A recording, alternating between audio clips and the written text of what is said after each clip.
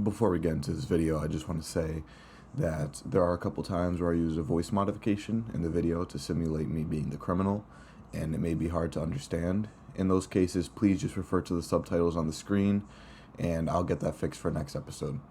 Thank you so much for being part of the community, and enjoy the video. Thank you. On this channel, we talk about unsolved crimes, as you may know by now. Most unsolved crimes are small, one-on-one murders, or perhaps a serial killer. Catching one person is difficult, but usually given enough time, it will be solved. But if a group of people blackmailed, toyed with, and humiliated multiple large food companies, as well as kidnapping a very well-known family, you would expect them to be caught, which makes this case all the more interesting, because they never did. The group we are going to be talking about today is known as the Monster with 21 Faces. Their crimes, clues as to who was part of the group, and why they were never caught. The first known and confirmed crime that this group committed was the kidnapping of a president that was in charge of the famous candy you probably have heard of yourself, Pockies. Japan, March 18th, 1984, 9 p.m. Two masked men enter Izaki's house by force, using the key that they had just obtained by entering his mother's house, which was just next door, and demanding the key from her. Once the two masked men entered the house, they tied up Izaki's wife and his 8-year-old daughter, locking them both in a bathroom while dragging Izaki out of the bathtub and bringing him to a small warehouse nearby, still naked.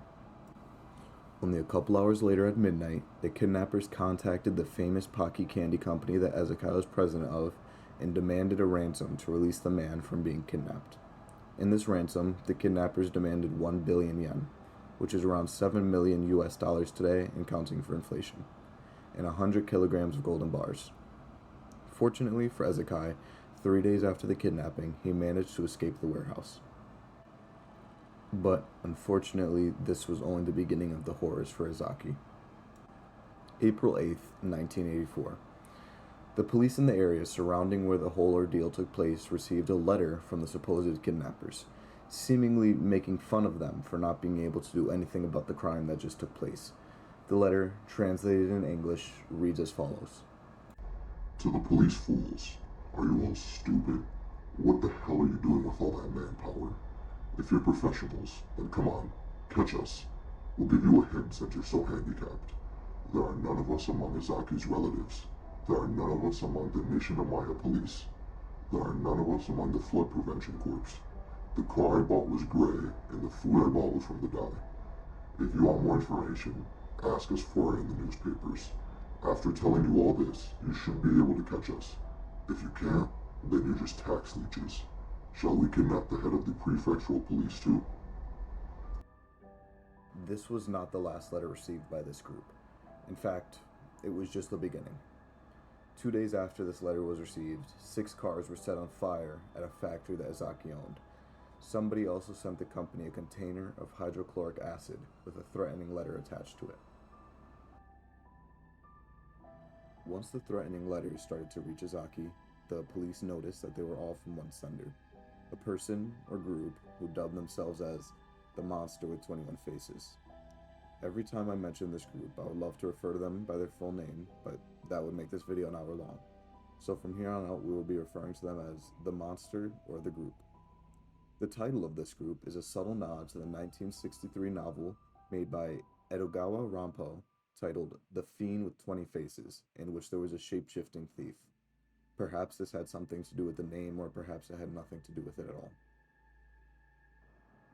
In one of the letters that Izaki received, the Monster made a bold statement, saying that they have laced multiple different glyco candies with potassium cyanide soda.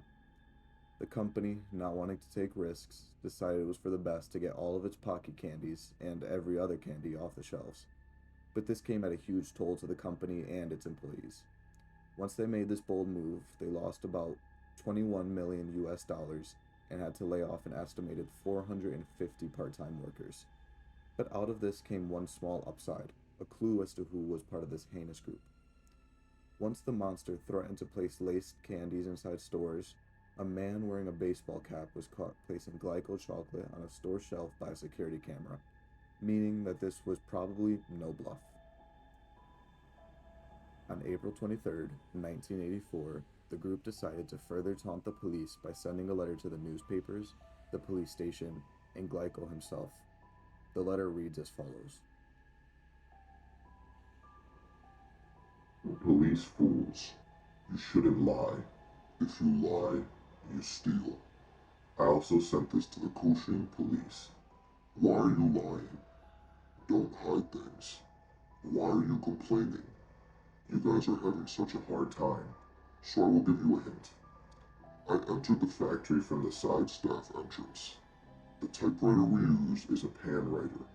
The plastic container used was a piece of street garbage. Signed, Monster with 21 Faces. After this, they stopped all contact with Glyco, and on June 26th, even issued a statement saying, "We forgive Glyco," but this was not the end of the group's crime. With the group forgiving Glyco for who knows what, the monster sent different letters to a multitude of different food companies, but one stood out. The group decided to focus and hone in on a new company, Morinaga, a dairy company in Japan. November 1st, 1984. The vice president of the company, Mitsuo Yamada, received a letter from the monster, which in turn made the Morinaga company forcefully reduce its current production by 90% that day, due to the fear of poisoning of their products, just like the Glyco products. In a strange twist of events, the police superintendent of the Shiga prefecture, Yamamoto, was so stressed and anxiety-riddled that he couldn't find the suspect behind the case, even after being given blatant clues by the suspect or group themselves, and also using so many resources, practically being humiliated, that he committed suicide by lighting himself on fire.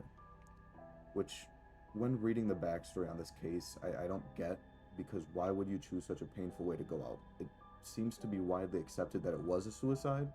It's just a bit weird to me. Following this incident, the monster had one final letter that they decided to send out to the public. It reads as follows.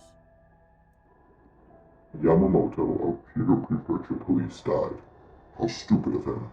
We've got no friends or secret hiding place in Shiga. It's Yoshino or Shigata who should have died. What have they been doing for as long as 1 year and 5 months? Don't let bad guys like us get away with it. There are many more fools who want to copy us. No career Yamamoto died like a man. So we decided to give our condolence. We decided to forget about torturing food-making companies.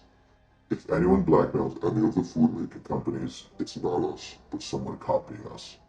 We are bad guys. That means we've got more to do other than bullying companies. It's fun to lead a bad man's life. Signed, Monster with 21 Faces. Once this letter was released to the general public, they had never heard from this group again, or had any crimes directly correlated to this group. They seemingly vanished off the face of the earth, perhaps to go on to smaller, less noticeable crimes, or realizing that they got what they wanted and had no motives to continue to do bad crimes. Even if the person or group came out publicly revealing themselves today, nothing can be done since the statute of limitations has since passed in Japan. It seems like this was the end for them, and hopefully that was the last time we see from this group. I don't have this on script, so this may stutter a little bit, but I do want to talk about how we only have 2 suspects in this case. One of them is one that we talked about prior in the video, where we see the man on the security camera footage placing supposedly laced candies on a store shelf. And the second one is a sketch that you're going to see a picture of now, which police sketched up after dropping off money to a money drop hotspot and then following the man that took the money. Both times that they saw this man, he somehow managed to evade the police. But this is the police sketch that they have. So, thank you for watching this video. It's much appreciated. If you enjoyed it, please like and subscribe. See you in the next video. Toodaloo.